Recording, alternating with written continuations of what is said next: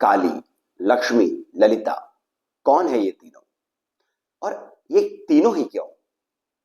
दुर्गा कौन है? नव दुर्गा कौन है? 10 महाविद्याएं कौन है? सभी मातृकाएं कौन है? प्रश्न तो यहां पर भी आना चाहिए, क्योंकि ये है तो सभी एक ही परा अंबा के अलग अलग स्वरूप, अलग अलग समय पर भक्तों के अपने भावों के अनुसार ये स्वरूप बदलते रहते हैं। इन सभी का अपना अपना एक महत्व है, परंतु बात ले देकर के यही आ जाती है कि ये जो शक्ति है, ये जो परा अंबा है, ये कौन है?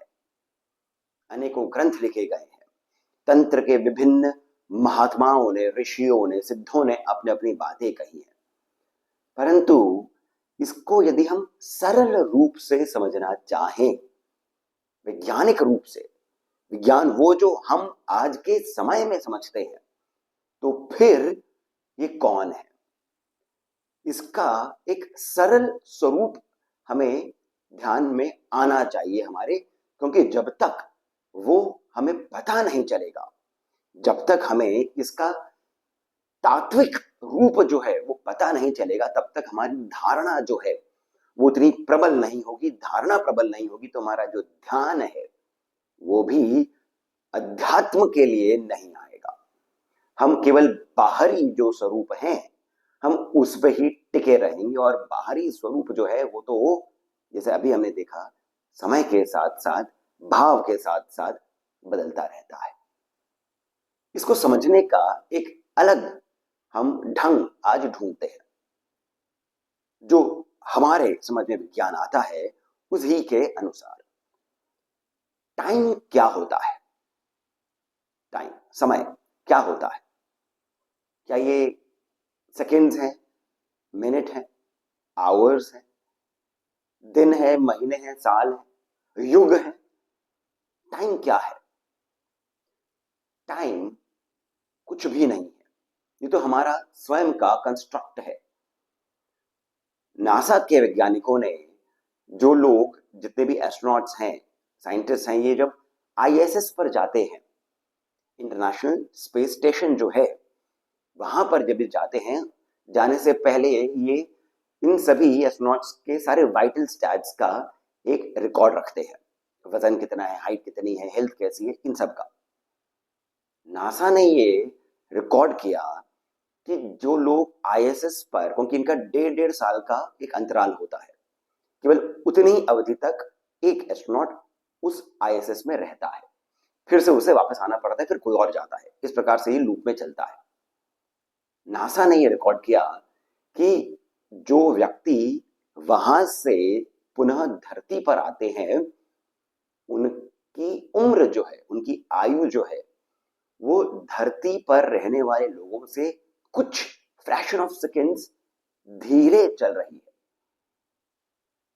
आइंस्टाइन ने अपनी थ्योरीज में बताया है कि जो एक मास है, कोई ऑब्जेक्ट जिसका मास अधिक है, जब तक कोई वस्तु उस मास के पास रहती है, समय उसके लिए बहुत तेजी से बीतता है।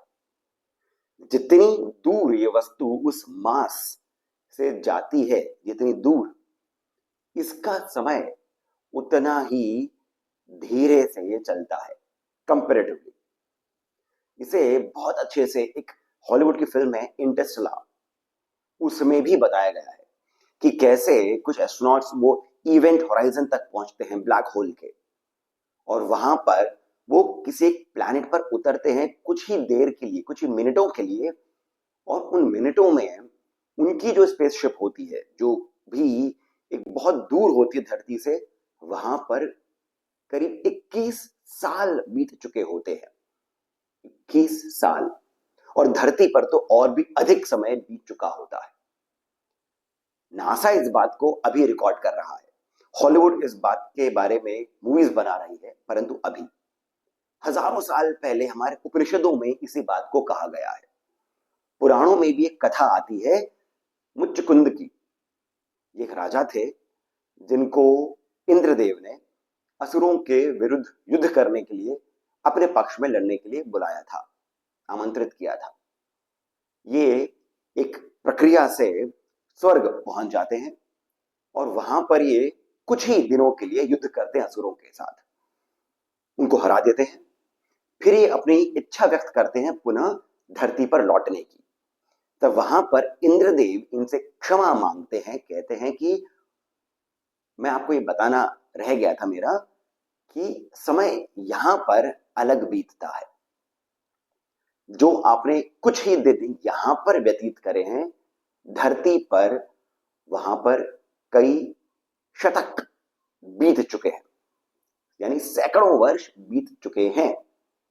और इसी कारण अब आप यदि जाएंगे पुनः धरती पर, तब आपके लिए कुछ भी नहीं है, ना ही आपकी पत्नी है, ना ही बच्चे हैं, ना ही राज्य है। इस बात को सुनकर मुचकुंद बहुत क्रोधित होते हैं। वे श्राप देने ही वाले होते हैं कि वहां पर भगवान विष्णु आ जाते हैं। वे कहते हैं कि मैं तुम्हें, क्योंकि तुम्हें धरती पर ही जाना है, मैं तुम्हें एक आशीर्वाद देता हूं कि तुम धरती पर जाओ और चिरकाल तक निद्रा में रहो। फिर वे कहते हैं परंतु यदि कोई आएगा और मुझे यदि उठा देगा तो फिर मैं पुनः उसी क्षोभ में चले जाऊंगा, तो इसका कुछ उपाय बताइए। तब वो कहते हैं कि जिस दिन ऐसा होगा तो जो भी व्यक्ति तुम्हारे सामने होगा वो तुम्हारे नेत्रों से भस्म हो जाएगा, तब मैं तुम्हें मोक्ष भी दे दूंगा। अब ये सब भी भगवान विष्णु की अपनी लीला होती है। मुचकुंद पहुंचते हैं धरती पर, एक गुफा में जाकर के वे चिरकाल तक निद्रा में रहते हैं। तब भगवान विष्णु का श्री कृष्ण अवतार होता है। फिर एक असुर से लड़ते हुए वो उस युद्ध को बीच में छोड़ करके भाग निकलते हैं। असुर को लगता है कि मैंने कृष्ण को पराजित कर दिया है, परंतु इसे मैं ऐसे नहीं छोड़ूंगा, इसे तो मैं आज मार दूंगा। वो कृष्ण भगवान के पीछे भागता है। भगवान श्री कृष्ण एक गुफा में पहुंचते हैं। गुफा वही होती है जहां पर मुचकुंद सो रहे होते हैं। ये मुचकुंद को लात मारते हैं और एक बड़े से पत्थर के पीछे जाकर छुप जाते हैं। इतनी देर में वो असुर जो है वो वहां पर पहुंचता है, देखता है कोई व्यक्ति सो रहा है, ये उस व्यक्ति को ललकारता है।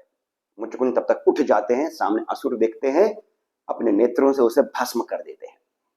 तब श्री कृष्ण प्रकट होते हैं और फिर मुचकुंद को ये मोक्ष की प्राप्ति करवाते हैं। ये जो कथा है ये इसी रिलेटिविटी ऑफ टाइम को दर्शाती है। कितनी अद्भुत बात है कि नासा इत्यादि ने अब जाकर के, जिसे हम मॉडर्न साइंस का एकदम सर्वश्रेष्ठ एक संस्थान मानते हैं, वो अब जाकर के इस बात को समझ रही है। हमारे ऋषियों ने इस बात को हजारों वर्षों पहले अपने पुराणों में लिख दिया था। परंतु बात अब भी आती कि समय है क्या, टाइम क्या है, क्योंकि टाइम तो कुछ तो हम फील करते हैं, कुछ बीत रहा है। और इसका रिलेशन वो जो मैंने पहले बताया था, काली, लक्ष्मी, दुर्गा, महाविद्या, इन सब के साथ में क्या है। तब अब यहां पर हम थोड़ा और गहराई में उतरते हैं।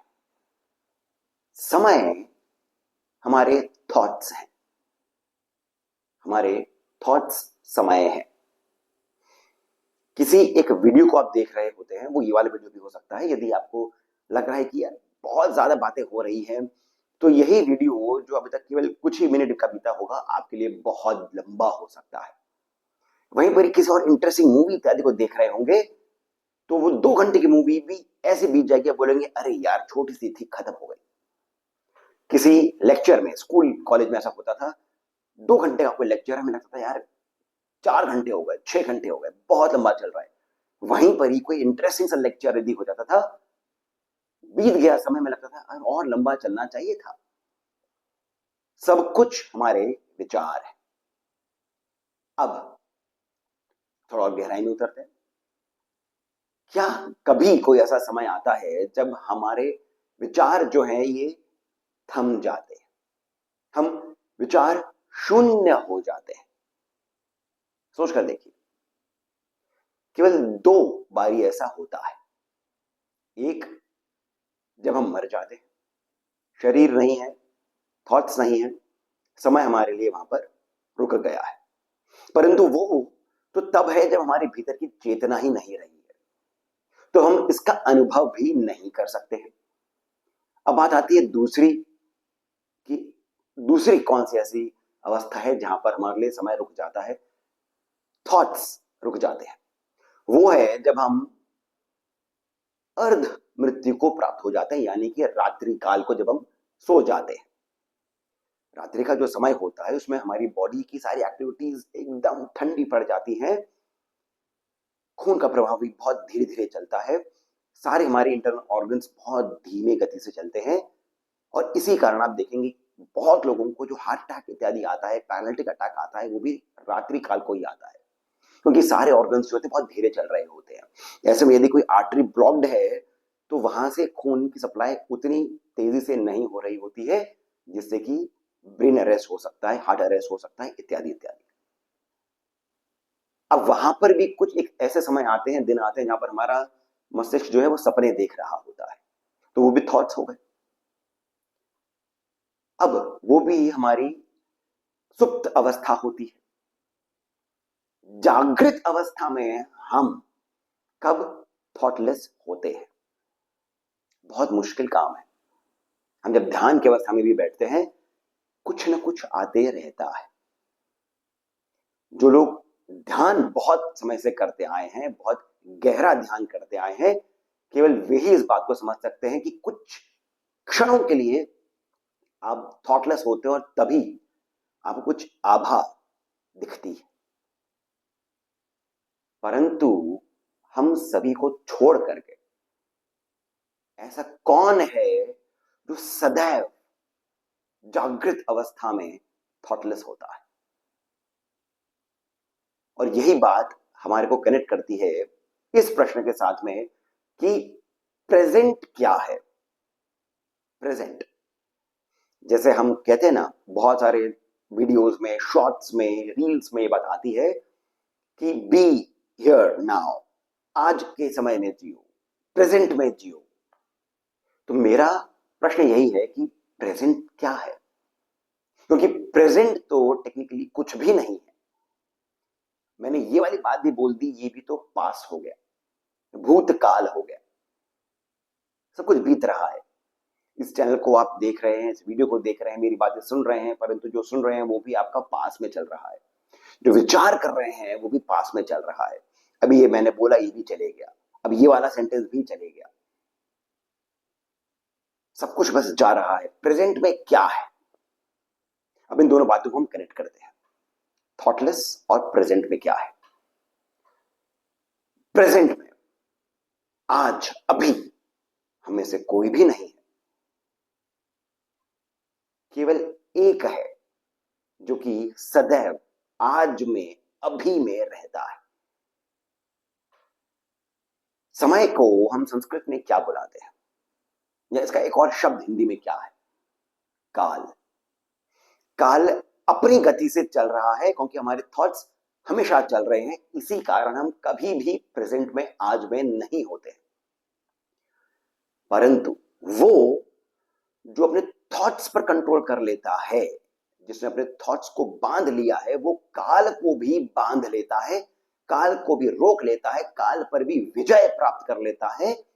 और जो काल पर विजय प्राप्त कर लेता है उसी को हम महाकाल कहते हैं। महाकाल, वो केवल महाकाल हैं जो आज, अभी, उसी क्षण जीते हैं।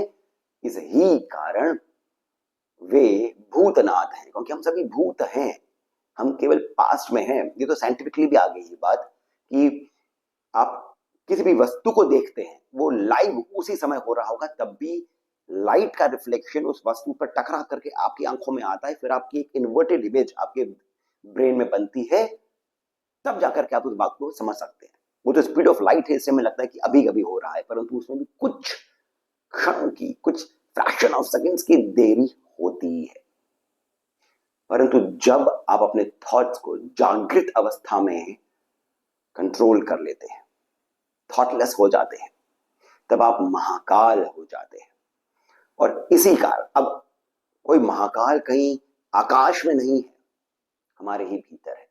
इसी कारण वो जो महावाक्य है, अहम ब्रह्मास्मि शिवोहम, ये जो महावाक्य है, जो ब्रह्म वाक्य है, ये यही बताते हैं कि शिव आपके स्वयं के भीतर है, आप भी शिव हो सकते हैं। कैसे हो सकते हैं? जब आप ध्यान की अवस्था में आएंगे, आपका ध्यान इतना एकाग्रचित हो जाएगा कि आप थॉटलेस हो जाएंगे, समय आपके लिए थम जाएगा। इसी कारण जितने भी ऋषि मुनि इत्यादि होते हैं, ये पहाड़ों पर जाकर के ध्यान करते हैं, क्योंकि जितना ये मांस के पास में रहते हैं, लोगों के पास में रहते हैं, विचार आते ही रहेंगे। एकांत में विचार धीरे धीरे करके प्रयास से शांत हो जाते हैं। परंतु अब भी हमारी वो बात नहीं आई कि काली, लक्ष्मी, ललिता कौन है। तो अब हम यहां पर उस बात तक पहुंचते हैं। एक अवस्था हमारी है जब हम थॉटलेस हैं, पूरे समय हम थॉटलेस हैं। और वो कौन सी अवस्था है? जब हम शव हो गए हैं। जब हम शव हो गए हैं तब हम थॉटलेस हैं। परंतु उसका हमारे लिए कोई लाभ नहीं है, क्योंकि चेतना हमारे भीतर नहीं है। फिर एक अवस्था है शिव की, जो सदैव उस थॉटलेस स्टेट में है।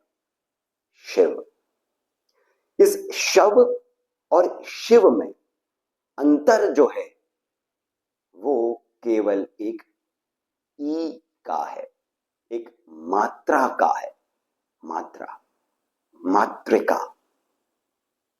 शक्ति, केवल उसका ही अंतर है। वो जो शक्ति है वो चेतना है, परम चेतना है, सच्चिदानंद जिसे हम कहते हैं, ये वही चेतना है। इसी कारण सभी ग्रंथों में लिखा है, शिव भी शिव तब तक हैं जब तक शक्ति है। शक्ति चली गई, यही शव है। शव और शिव का भेद जो है, ये शक्ति के ही कारण है। शक्ति का स्वरूप काली हो सकता है, लक्ष्मी हो सकता है, ललिता हो सकता है, 10 महाविद्याएं हो सकती हैं, नवदुर्गा हो सकती है, 64 मातृकाएं हो सकती हैं, 52 मातृकाएं हो सकती हैं। सभी शक्ति के स्वरूप शक्ति हो सकते हैं, परंतु तात्विक रूप से वो केवल एक ही परा अम्बा है। और यही शक्ति है, वो जो चेतना है। शक्ति का ये जो रहस्य है, जब हम इसको आत्मसात कर लेते हैं, तब हमारे भीतर से जो षड रिपु है, काम, क्रोध, लोभ, मोह, मद, माया, मात्सर्य, हमारे भीतर की जितनी भी ग्लानि है, हमारे भीतर के जितने भी क्षोभ हैं, ये सभी चलते बनते हैं। इसका कारण ये है कि हमारे भीतर की जितनी भी ऊर्जा है, हमारे भीतर की जितनी भी चेतना है, वो केवल और केवल परा अम्बा है, ललिता है। ये ललिता की लीला है। जैसे ही आप इस बात से स्वयं को आत्मसात कर लेते हैं, केवल कर्तव्य भर आपका कार्य रह जाता है। ना ही फल की अपेक्षा से आप कोई कार्य करेंगे, ना ही फल के आने पर आपको सुख या दुख का अनुभव होगा। केवल इस ही एक छोटे से रहस्य से। तो ये जो शव और शिव का जो भेद है, जो समय का भेद है, जो डिफरेंस आता है, ये सभी मिट जाते हैं एकमात्र शक्ति से, उसके जागरण से। उसकी जागृति से हम स्वयं के भीतर स्वयं को समझ सकते हैं। तो इस चर्चा को मैं यहीं पर विश्राम देता हूं। आशा करता हूं कि आपको ये चर्चा, ये वार्ता, ये रहस्य सुंदर लगा होगा, लाभप्रद लगा होगा। यदि ऐसा है तो कृपया करके इस चलचित्र को आप लाइक अवश्य करिए, वीडियो को लाइक अवश्य करिए, हमें सब्सक्राइब करना नहीं भूलें। और कमेंट सेक्शन में जो पहला कमेंट पिन है, वहां से पेटीएम, जीपे इत्यादि के माध्यम से जितना अधिक हो सके आप हमें श्री सहयोग भी प्रदान करें, बहुत अधिक प्रोत्साहन मिलता है। इसके साथ मैं सिद्धार्थ अब आप सभी से जानने की अनुमति लेता हूं। धन्यवाद।